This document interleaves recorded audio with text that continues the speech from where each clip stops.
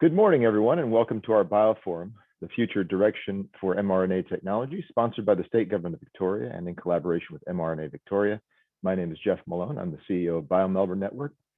We're going to give Zoom about 30 seconds to allow everyone to come in and settle into their virtual seats. And as soon as I get the signal, we'll kick off formally. So give me 30 seconds to a minute and we'll be right with you.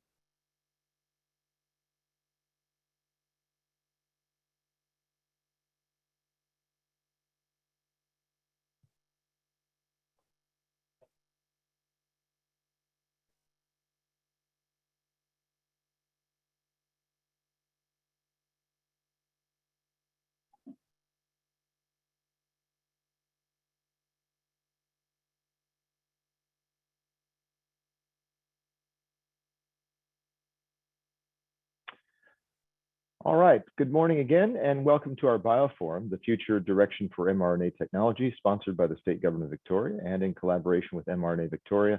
My name is Jeff Malone. I'm the CEO of BioMelbourne Network, and it's my great pleasure to be here to open the event today.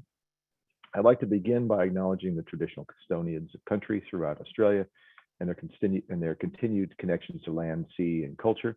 I pay my respects to their elders, past, present, and emerging, and extend that respect to all Aboriginal and Torres Strait Islander people who may be online today.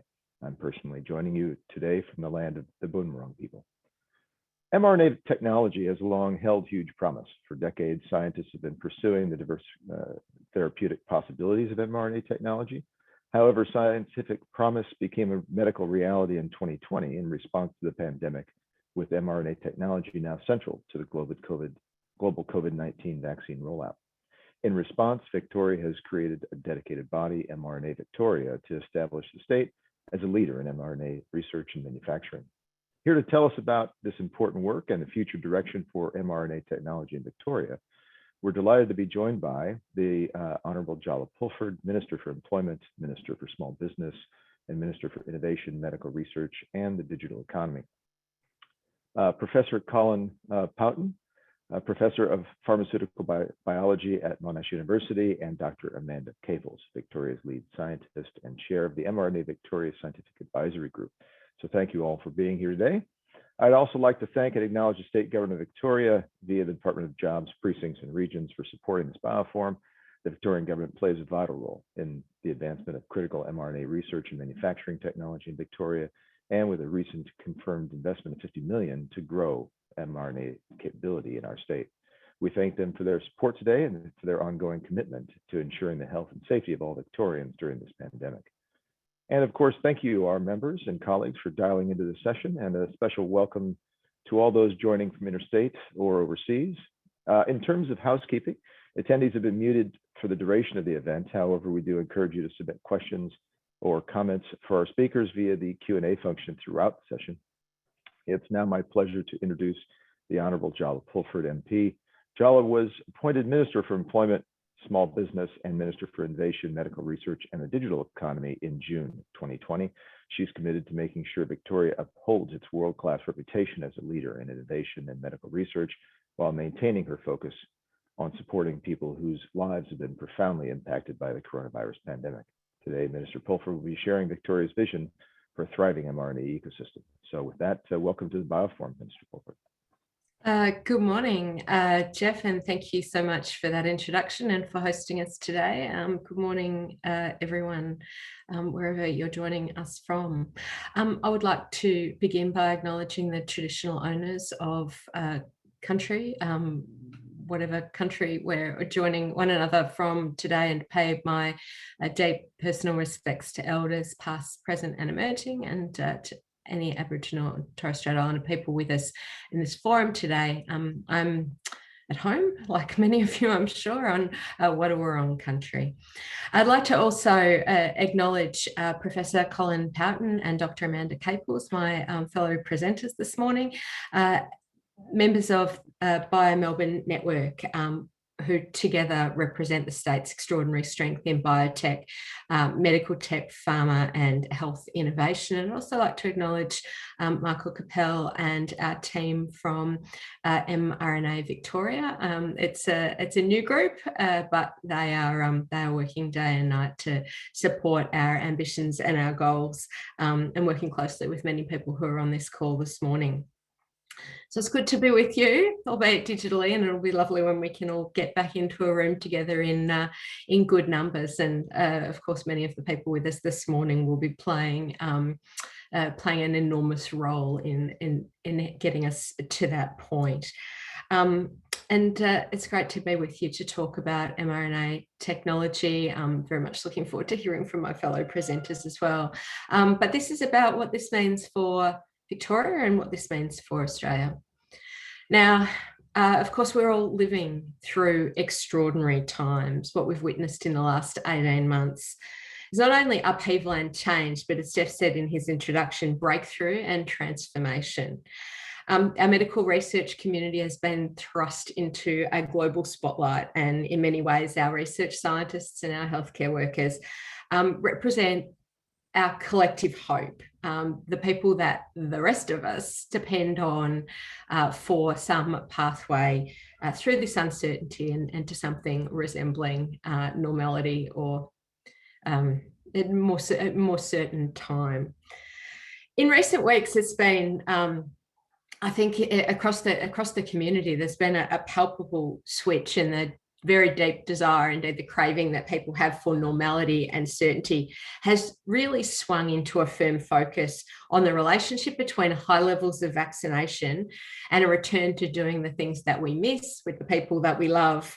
And of course, for so many in the community, relief from the fear of disease, the burden of financial hardship, and the anxiety of living in this constant state of uncertainty that's been with us for now 18 months. And so vaccinate we must, and vaccinate we will, whether it's at the GP clinic, at the hubs, now at the chemist, even at the drive-through the last few days. AstraZeneca, Pfizer, Moderna, all these new household names that have become part of everyone's vocabulary. Vaccines that didn't exist a year ago. And indeed, the world over, many of us are being vaccinated with the technology that had never been used prior to this pandemic, an extraordinary achievement. As recently as 18 months ago, mRNA remained something of a dream, although I'm sure Colin and others here today will attest that the road to an mRNA vaccine has been many, many years in the making. And while the creation of mRNA vaccines for this pandemic is an extraordinary achievement by any measure, this combination of science and technology promises to be even more than that. mRNA holds the potential to treat heart disease, cancer, rare genetic conditions, as well as to provide vaccines for viruses that have long evaded control, Zika, HIV, Epstein-Barr, among others. And it represents a once-in-a-generation evolution in medical science, indeed perhaps a once-in-a-century evolution. And our government shares with the federal government an ambition to build this capability in Australia for all Australians, but of course for people throughout our region and people around the world. So our government's singularly focused on nurturing and developing our local mRNA capability. Victoria, I think everybody on this call well knows and understands this, but Victoria has long been the centre of advanced medical research and pharmaceutical manufacturing in this country. We have the critical mass and the capability to add mRNA to our globally renowned biomed and biotech excellence. The Victorian government is committed to ensuring that our biomedical community has every opportunity to contribute to and lead the development of new applications of mRNA. It's why we acted quickly to establish mRNA Victoria and committed that first $50 million to grow our capability in the state. mRNA Victoria has a wide remit to do what is needed to position Victoria as the national leader in mRNA research and production, to secure a sovereign manufacturing capability in Victoria, to support an internationally competitive broad-based mRNA sector ranging from vaccines to therapeutics to cancer, to attract global and domestic investment in the sector, to grow mRNA research and development capability here. We were delighted to provide support to our fellow panelist, Professor Colin Powton, our first grant recipient through this program, with $5 million to support his work and that of his colleagues in taking Australia's first locally produced mRNA COVID-19 vaccine candidate into clinical trials later this year. And it has been a thrill for me to learn about the considerable potential that's here in our own backyard. I think I spent the second half of last year learning about the capability that we have here in our own backyard, having spent much of the first half of last year learning about the capability around the world.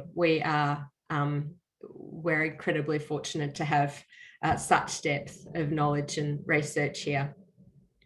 Professor Powton is one of Victoria's 200 researchers in RNA. This is more than twice the number of active researchers in RNA than in any other state in the country. And we are drawing on their knowledge and expertise. Dr. Capels chairs our mRNA Victoria Scientific Advisory Group, and through that we draw on the expertise of leaders from across our medical research institutes and universities. And we're thrilled to be supported in this work by Professor Barney Graham of the NIH, whose discovery enabled the creation of the Moderna vaccine. And he's providing for us also very valuable guidance and advice. So everyone here, I guess, knows the depth and of talent and capability that we have. But what I wanted to share with you today is the very firm belief that the government has that Victoria is the only place in Australia where the exceptional scientific and manufacturing capability coexist, where mRNA manufacturing can be established in both a viable and a profoundly successful way. Australia's best path to successful end-to-end mRNA manufacturing is to build on our outstanding ecosystem and our world-class medical research and biotech, biomed precinct. Victoria is, of course, also home to the largest number of biopharmaceutical companies: CSL Seqirus, Pfizer, Sanofi, Novartis, Bristol Myers Squibb, Aspen, GSK. This capability has been built over a long time in the state. 70% of global and domestic pharma and biotech companies are based in Victoria, and nearly 60% of Australia's pharmaceutical manufacturing and exports are from Victoria. It is an excellent foundation for Australia's mRNA future. Victoria is the only place in Australia that has both the scientific expertise and the manufacturing capability to establish the COVID-19 mRNA vaccine manufacturing that we're all focused on, but we will go further than that. We have the ambition and the ability to make a significant contribution to the breakthroughs that mRNA can and will make to improve lives, to save lives locally, in our own region, and indeed around the world. Our government is very excited to be working with all of you to grow this capability for our ecosystem. And as you know, better than most, pharma manufacturing is incredibly complex. We have a long history and deep experience in clinical research, drug translation, and manufacturing with skilled workforce capability and availability, existing supply chains, scientific and manufacturing expertise, developed infrastructure, and the capability to mitigate risk and ensure successful product delivery within tight timeframes. Victoria is ready and able to lead the national effort in mRNA manufacturing. And we're ready to support you who are working on this, who are at the forefront of this, as we develop both a diverse and sustainable mRNA research and manufacturing ecosystem in Victoria, building on those foundations and that success of our nation-leading medical research capability. As we all live day by day through this pandemic, the hope and the certainty that mRNA can bring to so many lives here and around the world is such a powerful motivator. And I look forward to seeing this developed here, both in terms of the scientific research and the manufacturing capability right here in Victoria, indeed in Melbourne's world-class medical research precinct. So thank you, Jeff, and to BioMelbourne Network for having us here today to share a few thoughts on our vision for Victoria's mRNA future. It's an incredibly exciting time, an intergenerational change, like a huge, huge change and a huge opportunity. And I'm just so proud to be working with all of you as we harness this extraordinary opportunity and provide these significant benefits that all of this effort can provide for people right around the world, but of course for those of us here across Australia and in Victoria. Thanks so much. Thank you very much, Minister Pulford. Yeah, it is good to be here this morning and to have such the group that we've got assembled here today online shows you the strong interest in the investment that Victoria is making in this to really become the leaders in Australia for mRNA technology. And I'll move on. Just a reminder to all guests to make sure to put your questions and comments via the Q&A function, and we will be addressing those towards the end of the event. It's now my pleasure to introduce our next speaker, Professor Colin Powton. Colin is a professor of pharmaceutical biology at Monash University with extensive research experience across various aspects of drug discovery, drug delivery, and development. Since early 2020, Colin has been using his experience in nucleic acid delivery to design and deliver candidate mRNA COVID-19 vaccines. Today, Colin will be discussing the exciting milestone that he and his research group are currently working towards, taking the first Australian mRNA vaccine to phase 1 clinical trials. So with that, welcome to BioForum, Professor Powton. Thank you very much, Jeff, and I'm delighted to be here. I'm going to start by just giving an overview of why we're so fascinated and interested in the potential of mRNA technology, and then I'll go into a bit more detail about what we're doing precisely with our COVID-19 vaccine development. Next slide. So, as Minister Pulford said, the research around mRNA delivery has been going on for a number of years, but in many ways, the COVID-19 pandemic has really given the opportunity to exemplify this technology.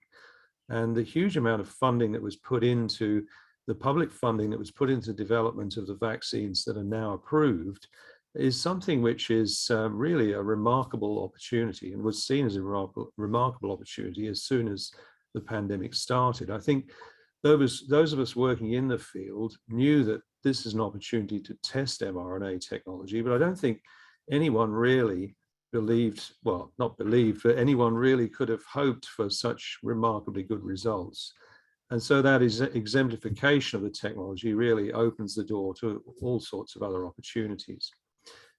So the reason we're so excited about mRNA is that it's a process which is cell-free, and from a pharmaceutical point of view, I'm a pharmaceutical scientist, it represents a form of therapy which is potentially easier to deal with, easier to produce and manufacture, and also a lot safer than other approaches to genetic forms of therapy. So there are still, though, lots of opportunities for improving the design of mRNA and also the delivery. And in many respects, it's the delivery to different parts of the body, to appropriate places, which has really held back the development of mRNA. And you've probably heard about the way in which mRNA is formulated in lipid nanoparticles. That delivery technology has really enabled these vaccines to work. It's a very important component of the whole thing. And the coming together of the mRNA design and the delivery has really made this, these vaccines possible. So I'll mention a bit more about that later. In terms of the general idea, the mRNA technology has got some really clear advantages, which I've summarized in those dot points. So certainly one of the things about it, and in the diagram, a schematic diagram of what we're dealing with is shown in that diagram in the left corner there. It's a pure molecule, which we can purify using pharmaceutical techniques. And it's a large molecule, but it's one that we can produce and characterize very cleanly. And this leads to QC, quality control, and quality assurance advantages in pharmaceutical manufacture.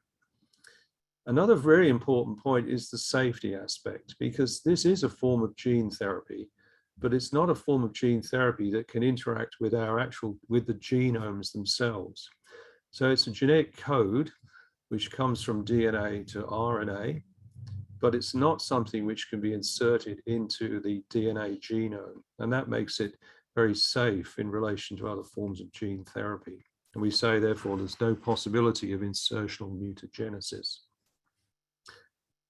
Of course, the fact that we're working with genetic sequences and we sequence DNA, we can make RNA quickly, meant that you could produce a product for trialing as a vaccine candidate very, very quickly.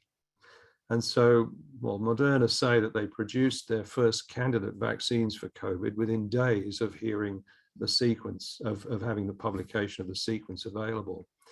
And they reached the first phase 1 clinical study in humans in little over 2 months, which is really, it's quite remarkable, unprecedented speed. And of course, that means that this kind of technology is ideal for responding to an emerging outbreak from a virus, such as in this pandemic. The other thing that's really important is because we can modify the sequence very easily, it means we can respond to changes. So as the virus mutates, as we're seeing now with the variants emerging, we can respond to that and produce vaccines that are tailored to meet the new variants. And the product itself looks very similar to the original. If you imagine the product we're dealing with now, which is a Wuhan sequence, if we want to change that to a product which targets a variant, the product itself, the mRNA and the delivery system, look very similar. So safety aspects are easy to deal with. There are some other issues that are important too, and that is that if we have a series of variants emerging as they are now, potentially we can give a cocktail of sequences to immunize against a whole variety of variants. And that's something which is very much on the agenda at the moment. The companies involved in the technology are working on this, and so are we, to ask the question, what's the most efficient way of vaccinating against a broad number of variants? And there are some, at the bottom, the 2 bullet points I've put there, are a couple of things that indicate the level of, that it's not a single product, that there are opportunities for developing different forms of RNA. One of them is the so-called self-amplifying RNA, and that means that you can reduce the dose quite substantially from what we're giving now to something which is perhaps 100 times lower. And there are some self-amplifying RNA vaccines in the clinic for COVID-19. We have to wait and see how well they perform, but they've got a lot of potential in reducing the dose and therefore reducing the amount of material you have to make to vaccinate the population. And also I should note that we're dealing with these vaccines with materials that are chemically modified already. So they're not native RNA. They're actually slight variations in the structure of the RNA, of some of the components of the RNA. And that changes their response, it changes the immune response to these materials. So there are a number of options there in relation to the design, and it affects the immune response in different ways. So there's a lot still to explore in terms of optimizing the vaccine. So next slide. So I'll tell you a bit more about what we're doing and how our vaccine that we're developing in Victoria differs from the existing vaccines. So the diagram on the right is a schematic diagram in figure A of the sequence of the spike protein of the coronavirus. So just showing the different regions of the spike protein. And in figure B, that's a structural study of what the coronavirus spike protein looks like. It's actually three identical proteins sort of intertwined together into what we call a trimer. And in the green part of that structural diagram at the top, you can see what we call the receptor binding domain. In figure A, you can see that part of the protein in green with the label RBD, receptor binding domain. That's the part of the spike protein that actually binds to a protein in our cells, the so-called ACE2 protein, which acts as a receptor for the virus. So it's against that RBD that we need to raise antibodies. By blocking the RBD and blocking its binding to the ACE2 protein, we can neutralize the virus and stop it infecting our cells. And that's the main strategy behind all of the vaccines that are in use at the moment. So turning to the bullet points on the left, the difference between our protein and the vaccines that our vaccine and the vaccines that are already in use is that the current vaccines use the whole spike protein. So they're delivering mRNA, which presents the whole spike protein. And what that does is to raise antibodies against not just the RBD, but also against other parts of the protein. You can see from the diagram that the RBD is actually quite a small part of the whole protein. It's around 15% of the whole protein. So what we're trying to do is to, instead of vaccinating with the whole spike protein, we're vaccinating with just the RBD component of the vaccine, of the protein. And what that means is that we can hopefully raise antibodies specifically against the receptor binding domain. That's particularly important in relation to the variants, particularly in patients who've already been vaccinated with the current vaccines, because they're using the Wuhan spike. Now, what that means is that if we've been vaccinated with the Wuhan spike, and yet we're trying to boost against a new variant, such as the Delta or the Beta variant, we need to raise antibodies against that modified RBD. The problem that we have is that if vaccines are just modifications of the whole spike protein, then the patient is primed to produce antibodies against other regions of the protein, and they don't necessarily produce new antibodies against the variant RBD part. So by using the RBD, we're hoping that we'll be able to, if you like, bias the immune system towards the new antibodies that we need to fight off the particular variant of interest. And in relation to the elderly people who suffer badly from COVID-19, there's some relationship there between the immune response to the virus and the immune response to the vaccine. It may well be that patients who suffer really badly from COVID-19 are just raising non-neutralizing antibodies because they've been primed against a coronavirus spike for a different virus, a virus that resembles SARS-CoV-2, but isn't actually SARS-CoV-2, has a similar spike, and therefore they're primed to produce non-neutralizing antibodies. And that's one of the theories that immunologists are looking at and trying to find ways around. Next slide, please. So a bit more detail here on what we're trying to do and what the variants are. There's two diagrams here. The diagram on the left is, again, a sort of schematic of the whole spike protein, but in panel B is the amino acid sequence, and those letters are the single amino acid, the codes for the single amino acids in the protein. So it's a sequence of a couple of hundred amino acids that make up the RBD.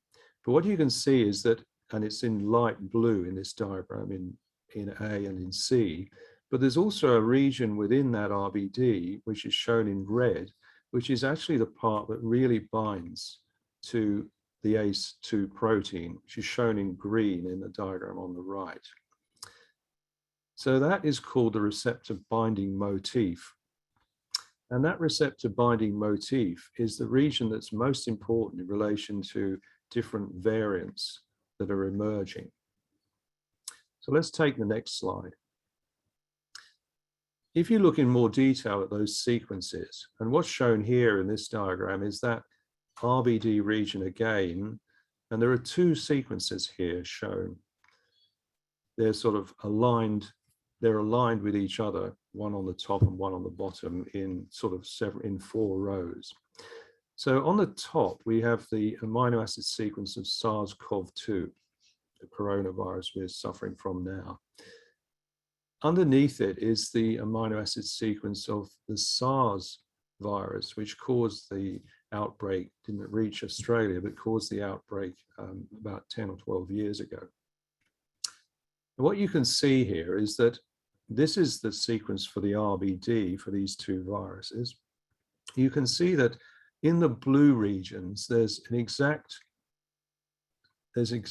the same amino acid between the COVID-19 SARS-CoV-2 virus and the other SARS virus.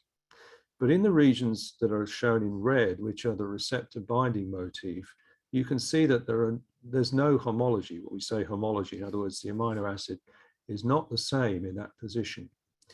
So there's a strong homology in some parts of the RBD, but not in the part which actually binds the receptor, shown in red.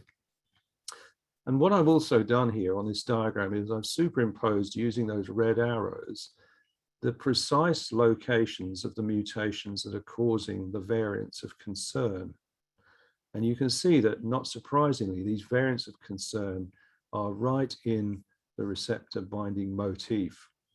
But you can also see that whilst several of these have emerged, showing where the arrows are, that there are multiple other places that potentially you could have mutations occurring. And part of the challenge going forward with this SARS-CoV-2 virus is going to be anticipating potential mutations that are poor, but that they're bad and give us perhaps a more easily transmitted virus, or one which we're not protecting against with the Wuhan vaccine.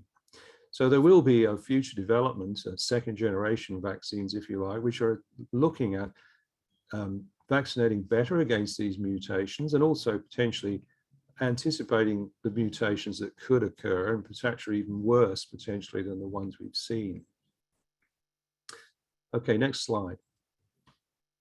So this shows you where we're at now with our current vaccine. What we're doing here is we're injecting our vaccine into mice. We're taking blood samples from the mice at different times, and this is actually after 2 doses. So typical prime and boost dose, which we hear a lot about.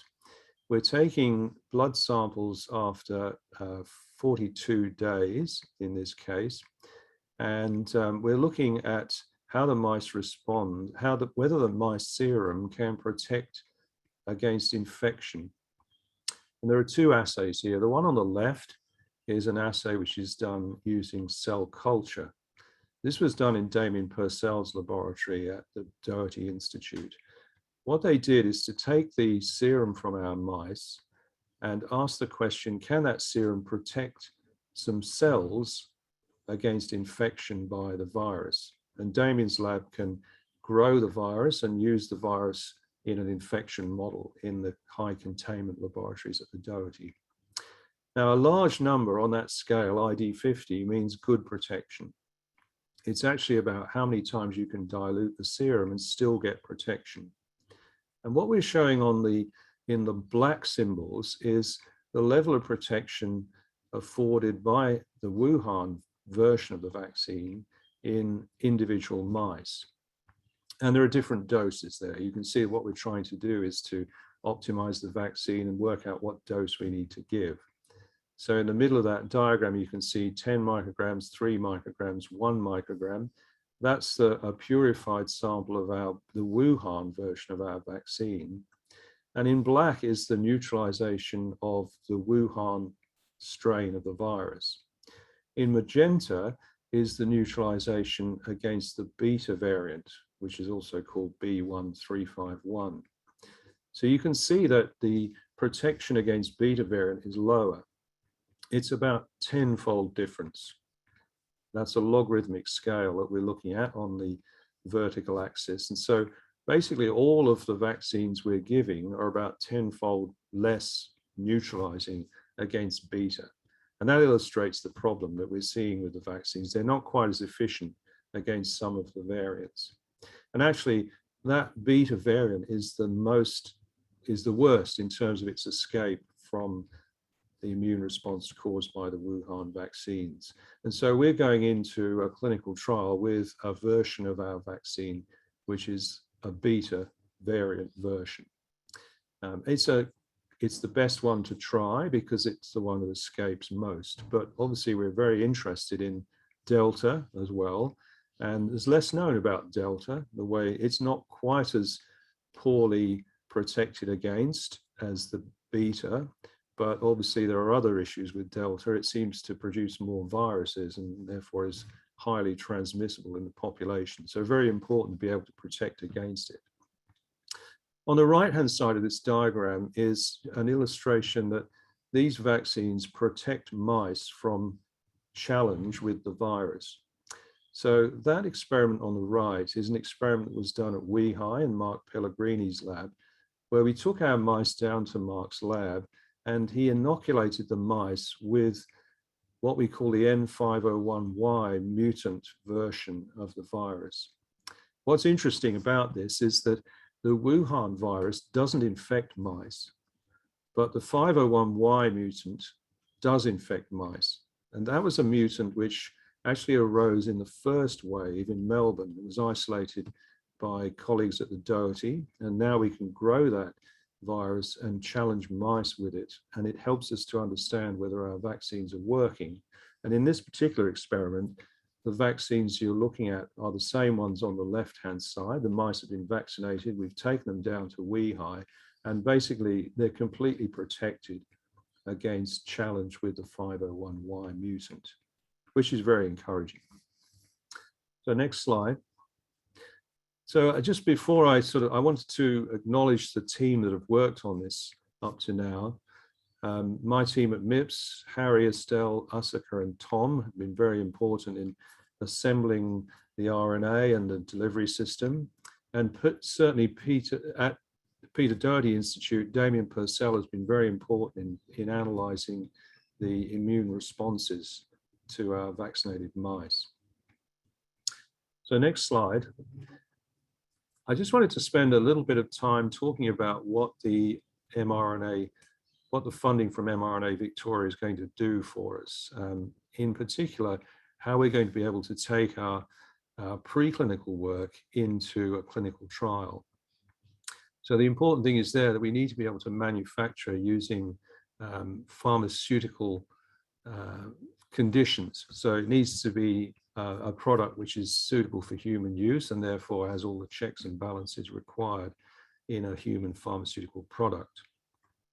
So I think we're getting into the concept of manufacturing and what's involved in manufacturing the virus. It's really 3 steps shown here, and that is that first of all, we have to make some DNA, which is the template for making the RNA. You don't need very much DNA, and we're going to be making that in our laboratory and sending that DNA to a manufacturer to make RNA. We normally make it in our laboratory, but we're obviously not a pharmaceutical manufacturing entity. And we're sending, in order to get this done in time for a clinical trial, we're sending DNA to a company in Belgium that will make mRNA using that cell-free process. And at each of those 2 steps is a finished product. In a sense, you can freeze it, store it, ship it, and then you have to assemble it into a formulated product, which is step 3. So you have to incorporate the mRNA into, in the case of our formulations and the existing ones, the Moderna and the Pfizer vaccines, they're assembled into a lipid nanoparticle. Now that part of the process is something which we believe can be done in Victoria. And so the funding that we have from mRNA Victoria is going to help us to make a product which can then be brought back to Victoria and formulated at IDT Australia. So I wanted to say that there are these 3 separate processes. They actually could potentially be done in 3 different sites. And actually, that's exactly what Pfizer is doing to make the vaccine that we're using in Australia. They're making the DNA, the RNA in separate sites, and they're actually shipping RNA from one country to another to assemble the product as a lipid nanoparticle. So next slide. This is really the last slide, just summarizes what the funding that we have is going to be doing. So it's really going to help us to develop a product which is fit for human use to go into the phase 1 clinical trial. But in the process, obviously, one of the critical things we're trying to achieve is to introduce an understanding of the process locally in the manufacturing sector. So we're building capability and capacity for manufacturing in Victoria.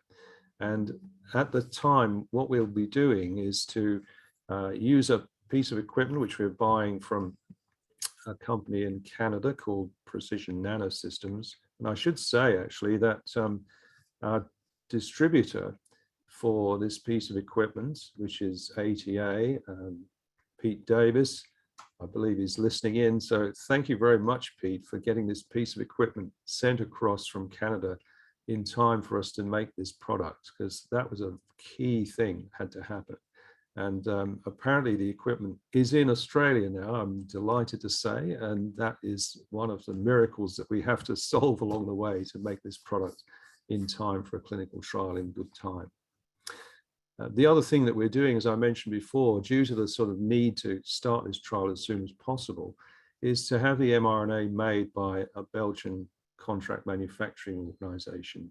Obviously, in the future, we're very keen for that capacity and capability to exist in Victoria. And that is one of the things that we'll be working on over the next period of time to essentially put in place the steps to allow a company locally to be able to make the mRNA as well, and therefore do the whole process from start to finish. So we are going to formulate the product, filter it, fill it into vials at our local Victorian CMO, IDT Australia. And that process of assembling the whole product will be partly an opportunity for us to work with the local manufacturer to essentially tell them all we know about how to make this product, and hopefully their knowledge of pharmaceutical manufacturing will allow us to prepare for making other products in the future for clinical trials and for manufacture. Well, thank you very much. That's the end of my talk, and I'll hand back. Thank you very much, Colin, for taking us through that detailed review of the makeup of the mRNA vaccines, their mutations, and the manufacturing processes related to mRNA vaccines. It's been a really unique opportunity to be able to hear from yourself and understand where Victoria really sits in real time with relation to mRNA vaccine production and development. So it's now my pleasure to introduce our final speaker, Dr. Amanda Caples, Victoria's lead scientist and chair of mRNA Victoria Scientific Advisory Group. Amanda is responsible for working across the Victorian government to identify opportunities for economic outcomes by building relationships between business, the research sector, and the government. She brings to the role broad experience in technology commercialization, public policy development, and governance of public and private entities. Today, Amanda will be discussing the future potential and opportunities for mRNA technology in Victoria. So with that, over to you, Amanda. Thank you. Welcome to the BioForum.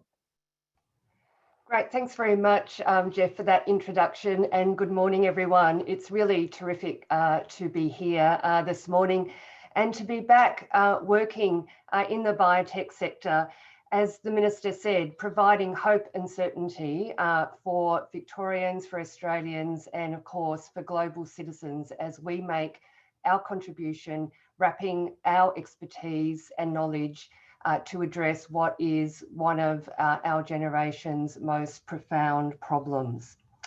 So I'd just like to bring us back to the why. And as the Minister has said, it's hope and certainty that we're seeking to provide, and mRNA technology has demonstrated the ability to change the timeline for developing and delivering a new vaccine from many years that we all have had experience in doing to just some months.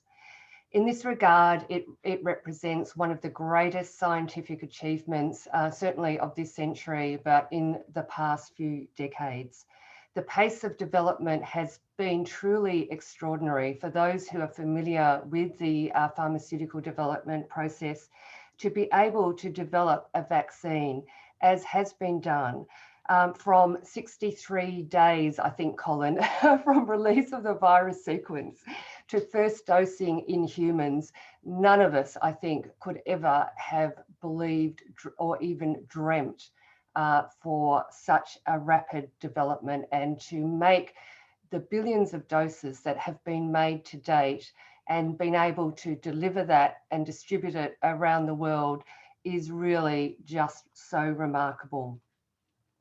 Not only has that achievement been made, but of course, the primary concern for everyone is, would it work? And it has. I mean, the efficacy in the high 90s is just similarly an extraordinary achievement with minimal side effects.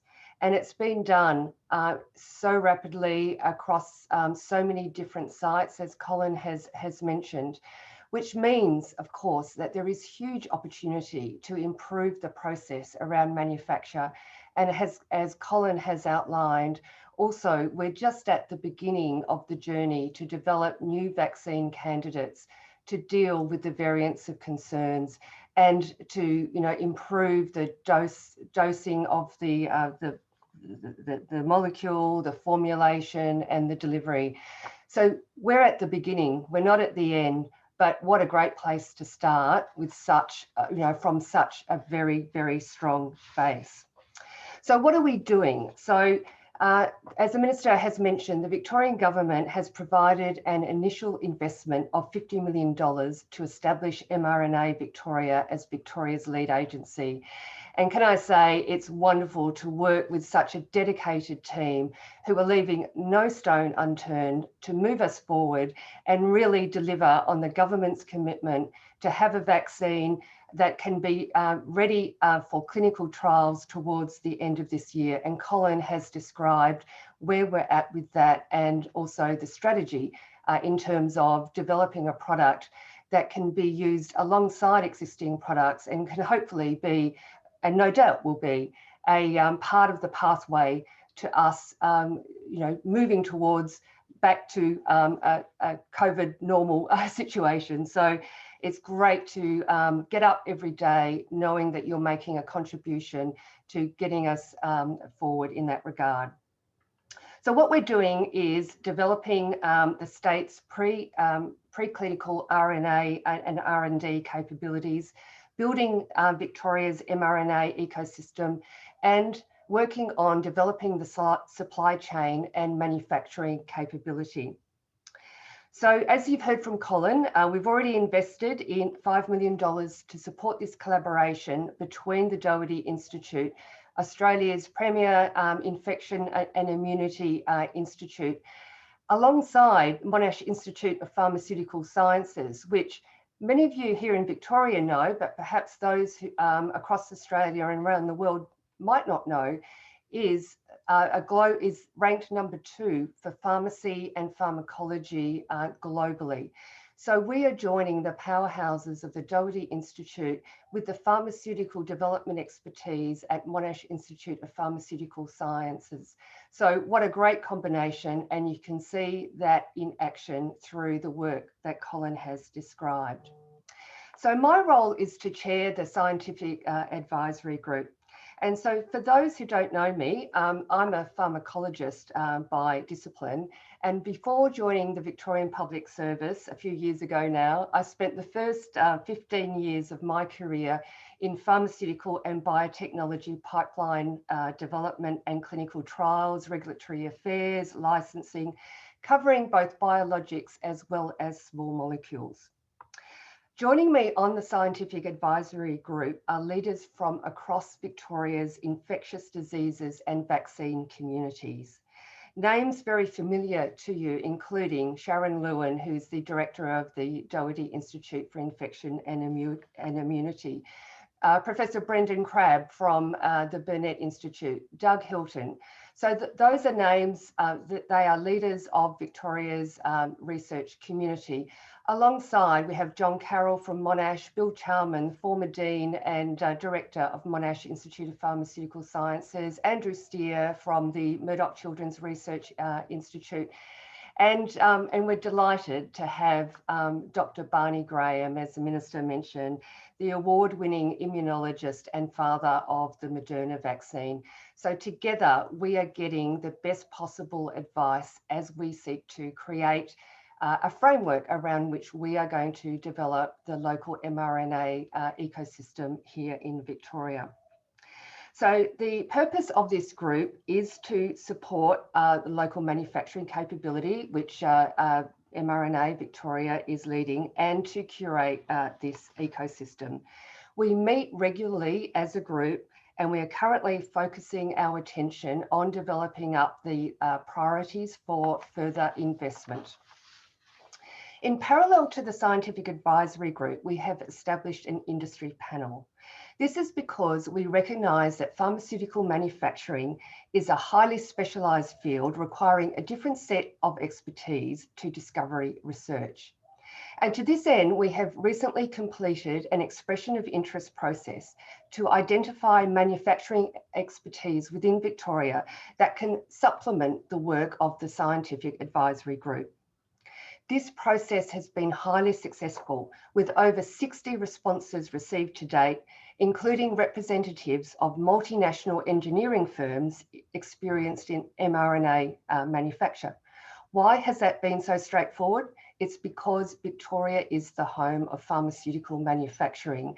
And so we have the representation in our ecosystem of the multinational service providers who understand manufacturing and who have and continue to stand up manufacturing around the world, including for Pfizer and Moderna. So we'll be inviting members of this industry panel to work with the scientific advisory group as we go forward to identify the priorities for investment. So what makes Victoria so well placed to lead on mRNA capability in Australia? And can I acknowledge those around Australia who are joining us today? I have not seen in recent times so much unity of purpose with researchers from WA, Queensland, New South Wales, Victoria, all pulling together to support the development of this expertise so that Australia, as well as Victoria, can contribute to this national and global effort. But of course, we've been long at the party. We've been investing in health and medical research and the development of the biotech industry for the past 20 years. This is because we have a long history, over 100 years of history of investment in health and medical research at our institutes, such as the Walter and Eliza Hall Institute, and of course with CSL, and who can forget Nicholas as well, who was stood up in order to provide aspirin way back over 100 years ago. So that expertise and that history continues today with the manufacturing that we have in our state. That's why we're best placed to support the national effort to develop manufacturing. It provides us with the deep and the skilled workforce that is needed to mitigate the risk of what is a complex manufacturing process, to ensure that we have successful product delivery that is available to Australians.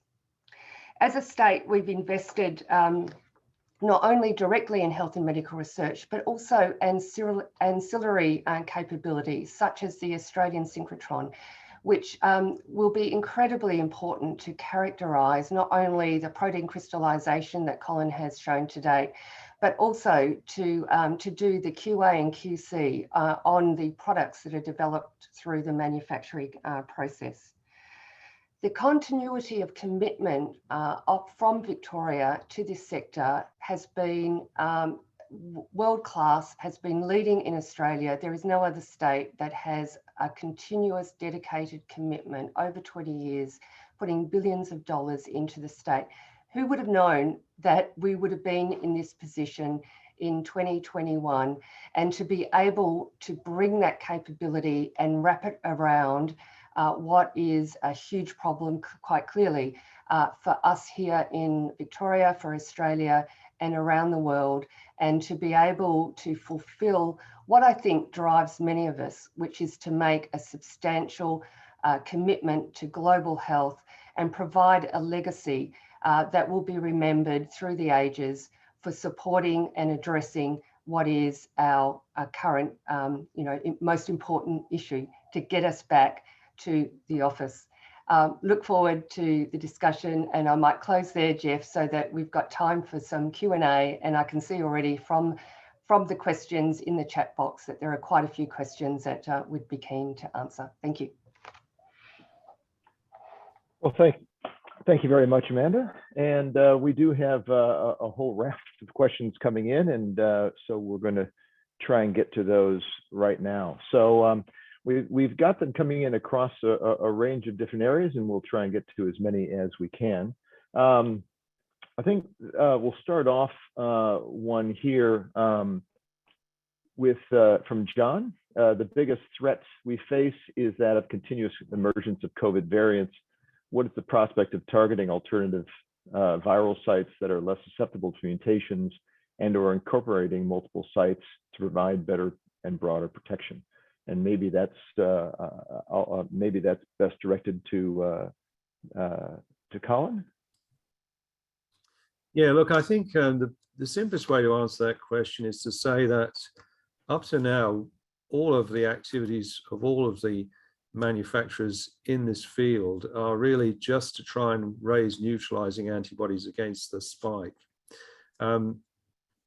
Really, the idea of what other immune responses do we get, what kind of cell-mediated responses are developed against other parts of the virus, we really haven't even started to think about that yet. So how to optimize the immune response is something which will be a research topic for many years to come, I think. Of course, we are seeing now some products emerging in different parts of the world which are just whole virus, inactivated virus vaccines, and we'll learn a lot more about whether there are other components of the virus structure that can help in vaccination. But what's interesting about the coronavirus is it's actually, the virus itself is very simple. There are only 4 proteins in the virus, but it can give rise to potentially 30 or more proteins when it's actually in the cell. And so what those proteins are doing in our cells and whether we can raise immune responses against those proteins, the non-structural proteins, is really unclear at the moment. So there's a huge amount to learn. Okay. I may go to there's a series of questions that are coming in around protection against various mutations, and you've discussed a little bit about the 501 mutant. Matt asks, please comment on the efficacy of Pfizer or Moderna on the Delta variant at the moment and what we see. I'll expand on that a little bit to what we see as coming up in sort of Lambda, et cetera, that we're starting to hear about. Yeah, so you can get information in the laboratory, and you can also get information by looking at people's response in the field, the vaccinated individuals. And so those give you different answers. And I suppose one thing to say is that quite often our tests in the laboratory are very severe. We're looking for any differences or any weaknesses in the vaccine approach that we're using. So we often see bigger differences in the laboratory than we actually see in the field. So what you see in the field with vaccinated people is that and you can take serum from vaccinated people and ask the question, to what extent does it protect? But you can also ask, are those people getting sick from different variants, which is, the ultimate test. And so when you do all those, you get different answers. But ultimately, what seems to be the case is that the Wuhan vaccines protect reasonably well against the variants that we have at the moment. As I mentioned in the talk, the least protection is against the Beta variant. The Delta is about 3-fold lower in terms of its protection. And that translates in the community to something where the vaccine efficacy drops from maybe 90% to maybe 70%. Something of that order. So, as the variants become more evasive, the efficiency of the vaccine will drop. But right now, the vaccines are doing pretty well against most of the variants, but they're just not as efficient as they are against the Wuhan, the original strain. Okay. I've got a question here from Rebecca. Is it possible to predict future mutants in silico versus gain of function? Yeah, well, certainly we're interested in being able to predict. I'm not sure whether you can do it in silico at the moment, but it would be something to look ahead towards. And what we can do, I guess, is we can identify the likely positions in the spike protein that are likely to be mutated. We can then make those mutations in the lab and then ask the question, does that actually make the virus less likely to, or more likely to evade the immune response? So those are experiments that we can do quite quickly in the laboratory with this kind of genetic technology. Okay. So we don't have to make new viruses in order to do that. What we can do is make what we call pseudoviruses, which are basically imposing the coronavirus spike into another viral sequence, and we can test whether we've done anything damaging to the spike without actually producing a potentially dangerous virus. So I've got a question here from Chi. Apologies if I mispronounced your name. If the RBD is where mutations occur, won't a polyclonal pool of antibodies that can target other parts of the spike protein be more future-proofing? Yeah, so we do know quite a bit about the antibodies that are raised, but at this stage, they haven't been developed as potential drugs, if you like, it's potential therapies. It's very early days, but as the mutants come along, people start asking the question, well, what's the difference in the polyclonal sera that emerges? And there have been a couple of quite important studies published in recent months, showing, for example, that the beta variant does actually evade the immune system by essentially not being neutralized by some of the antibodies that we know are very neutralizing to the Wuhan virus. So put it another way, if you look at the serum that's developed in response to the vaccine, you can identify that some of those antibodies are not protective. Some are and some are not. And that sort of tells you why the sort of overall level of protection is lower. But it does also tell you that potentially you could isolate antibodies which are particularly good against particular variants. And ultimately, I suppose they could be used as a cocktail of antibodies as a therapy, but we're not there yet. There's a long way to go to get to that point. Okay. I think we're going to move to a few questions that have to do with mRNA Victoria and the capabilities and challenges. I think this one may be to you, Amanda, about the you've talked a little bit. You've talked about the sort of the remit of mRNA Victoria, and I guess what do you see as the key challenges taking the next steps for mRNA Victoria in developing the capabilities you have as your remit? And yeah, I think we'll start with that as part one. Okay, thanks, Jeff, and thank you for the question. So what we've been doing is doing a survey of what our local capability is here in Victoria, and so this is across Victoria's universities and medical research institutes.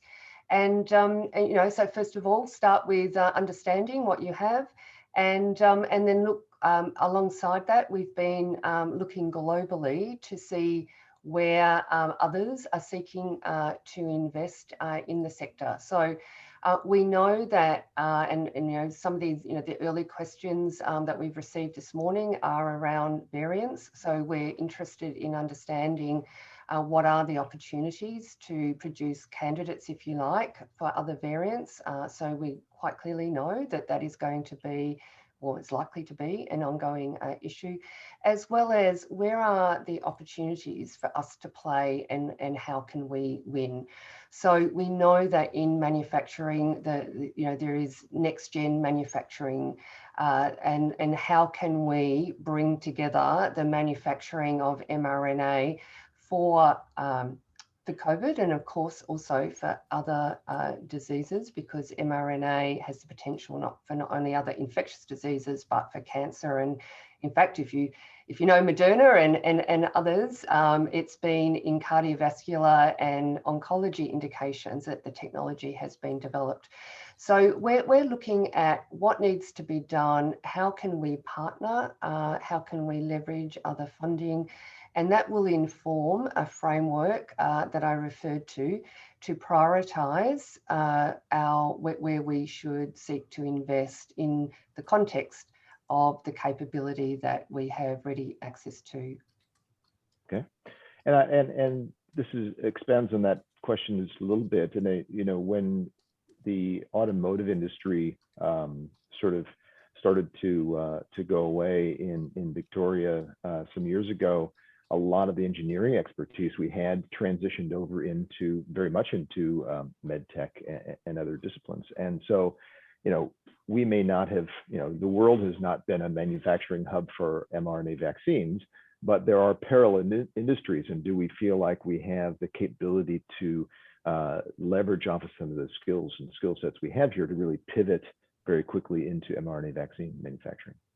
Indeed. So we already had a pretty strong base of skills in manufacturing as a consequence of CSL and others manufacturing here in Victoria, including GSK, Pfizer, and the like. But when Victoria went through auto transition a number of years ago, and I was involved in that, what the auto industry has is a strong sense of supply chain and, importantly, total quality management.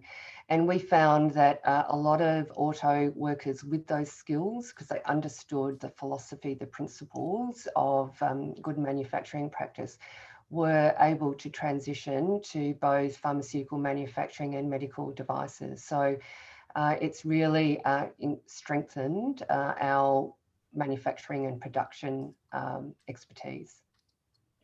All right, so staying with manufacturing for a moment, it's a two-part question. Is there, from Chi again, is there a plan to have all three steps of manufacturing process here in Victoria? And is scale manufacturing part of the remit for mRNA Victoria? Yes and yes. Okay, that was easy. Going on to the question you had sort of inferred or hinted at earlier about other types of treatments or targets for mRNA Victoria beyond obviously SARS-CoV-2. And a question from Andrew, lots of talk about vaccines. Any thoughts about treating monogenic diseases like cystic fibrosis? I noticed Translate Bio's lipid-based mRNA failed in phase 2 because the lipid didn't deliver well and perhaps immune response. Should the mRNA team have a look at other vectors? Yeah, look, and I think this is one of the, an additional reason why we feel that it's important to invest in this technology is because it's a platform that can serve many other disorders. So I mentioned that we have Andrew Steer from the Murdoch Children's Research Institute on our scientific advisory group. Andrew's interested in childhood diseases, as is the MCRI more broadly. So what we will be seeking to do is, our priority will be on COVID for all the obvious reasons, and of course we need to focus, but we'll always have a mind to these other indications that where there is huge unmet clinical need, as the question identifies. So we've got, and that's why we've expanded beyond infectious diseases, and we are bringing on board Ricky Johnston from the Peter Mac. So there's a huge amount of work being undertaken at the Peter Mac and at the VCCC, looking at different oncology indications where mRNA technology can deliver new avenues of treatment. Okay. Let's see here. I've got one from Nathan. How does vaccine mRNA manufacturing differ from other therapeutic uses such as RNAi, oligonucleotides, guide RNA, CRISPR and mRNA used for genetic modification via electroporation? That's a very specific question, but it's I'm not sure who is best positioned, whether it's yourself, Colin, or Amanda or other. Yeah, I can certainly answer that. Well, the main difference between the siRNA, the guide RNAs, and the messenger RNA is just the length of the molecule itself. So the smaller molecules, the siRNAs and the guide RNAs for CRISPR, they can be manufactured synthetically using chemical synthetic methods, whereas messenger RNA is a much longer molecule and it needs to be produced enzymatically. So that's the major difference in terms of manufacturing, but they're both amenable processes to pharmaceutical manufacturing.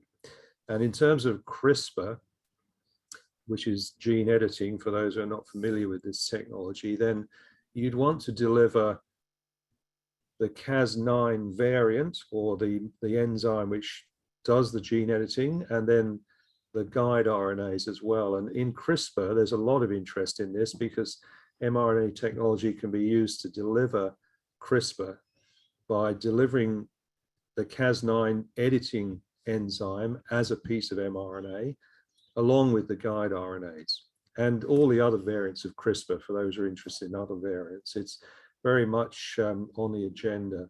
And the companies that have funded to do CRISPR are basically all working on mRNA now as a mechanism for delivery. Okay. So there's a whole field in itself. Following on from that, Stephen asks, first he says, thank you very much, and hopes the trial is successful.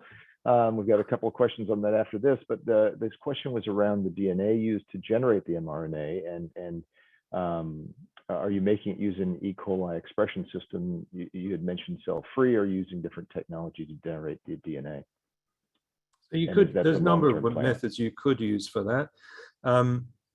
You have to start with a plasmid at some stage, because that's how we manipulate DNA at the sort of fundamental level. But in terms of expanding the template, you can use PCR to expand the template. But at some point, when you get into manufacturing on a large scale, that PCR process is not really very amenable. So in fact, we make some of our materials using PCR at a laboratory scale, and even BioNTech use PCR up to a kind of, if you like, phase 1, phase 2 clinical scale. But once they start manufacturing, they have to make the DNA using a plasmid grown in bacteria. And then you have to purify the plasmid and then cut out the piece of DNA from that. Okay. On the trial itself, on the phase 1 trials, realistically, how far are those phase 1 clinical trials away from starting? Well, that's coming from Elaine. Thank you. So the trial itself, we were hoping to start before the end of the year, and we still are, but there are a number of caveats that have to be solved along the way. So we're sort of doing this against the background of people being vaccinated, of course. So we've actually changed the nature of the trial from one which was originally going to be in naive subjects, but we're now looking at the trial as a test using patients who've been vaccinated already. In other words, it's a sort of a booster trial, if you like, but the phase 1 trial is only a safety study primarily. So we're hoping to get some data on the efficiency of the vaccines. And this is a trial in which the mRNA vaccine that we're talking about now is going to be studied in parallel with a protein vaccine that the Doherty Institute have produced, both of which are targeted to the receptor binding domain. And so we're trying to do that study and make sure that we have enough participants. So one of the issues that we're facing is, from a practical point of view, that a lot of people will have been vaccinated by the time we get to November, say. And also, those who haven't been vaccinated may not be so willing to take part in the trial. So we're being pragmatic about it. We are intending to do the trial in vaccinated patients now. And that means that they can either have the Pfizer or the AstraZeneca vaccine but the AstraZeneca group are kind of behind because they haven't had the second dose yet. So we want individuals who've had 2 doses and then a little gap, so it's seen as a booster. So we're practically trying to work around those constraints and start at a time which is suitable, bearing in mind that if we start just before Christmas, we don't want the booster dose to happen on Christmas Day. So there are a number of issues to deal with there. Okay. So once you finish assuming the phase 1 trial is concluded and you get the participants, and maybe you'll have a few volunteers through the through the activity today. You can raise your hand later on if you want to participate. But going on to the phase 2 and 3 trials, a couple of questions around that. One, has the funding been secured for those follow-on trials? And where will those be conducted, assuming that we continue to have such relative low levels of infection rates here in Australia? Yeah, well, good practical questions. I mean, I suppose the first answer is that, well, probably to get into a phase 2 study, we would probably need a commercial partner, almost certainly. Now, I say probably because obviously the original vaccines were funded largely from public sources, or at least a lot from public sources. And so, but things have changed now. Obviously, we have vaccines that are quite effective. So now we're looking at boosters, and we have to ask the question, is there really a need for these boosters? How important are they going to be? And therefore, is there a commercial partner that wants to develop them? And we just don't know those things yet. First of all, they have to be safe in that phase 1 study, and over the periods of months we might come to some conclusions about those other questions. Okay, so I think this one may be for Mr. Pulford or Amanda. This is talking about the position of mRNA Victoria and the potential, I think the announcement coming or the review at the federal level for mRNA vaccine manufacturers coming up later in the month on the 19th. How does mRNA Victoria fit in with potential additional investment in scale manufacturing here? Yeah, thanks, Jeff. I was worried about any number of those questions in the chat coming my way, but I think I can help you with this one. So we've been supporting a number of Victorian proposals to participate and put their best case through the federal government's approach to market process. And we've been having really good and constructive dialogue with the federal government. I think their ambition and our ambition in terms of the capability and unlocking all of that potential we've been talking about this morning is, they're in great alignment. And I don't think for a second it's parochial for us to assert that Victoria is the natural place for this activity to have its centrality, but we also think, and as is the case for our industry and for our research community, we know and understand that the leadership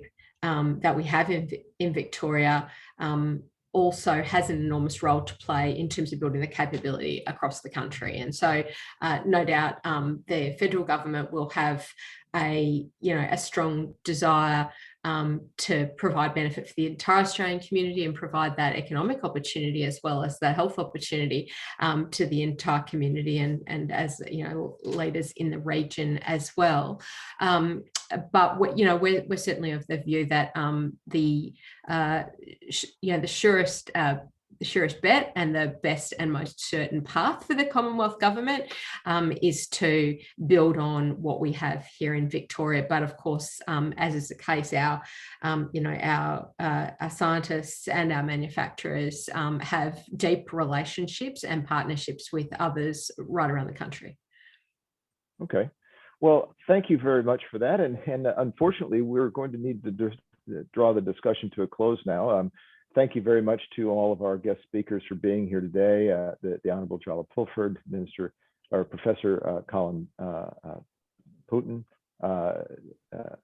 Dr. Amanda Caples, and thank you to mRNA Victoria for the opportunity to collaborate on this event. I'd like to also thank the State Government of Victoria for sponsoring this BioForum, and thanks to all of our members and colleagues for joining us from around the state, around the country, or internationally as it may be. A recording of the event will be shared and registered with attendees post-event, along with an event survey. Your thoughts and opinions are extremely valuable to us, and it helps us with continuous improvement of our events. So please do take the time to leave your feedback via the survey when received. This will greatly assist us in continuing to deliver the value to our members and wider community in the months ahead.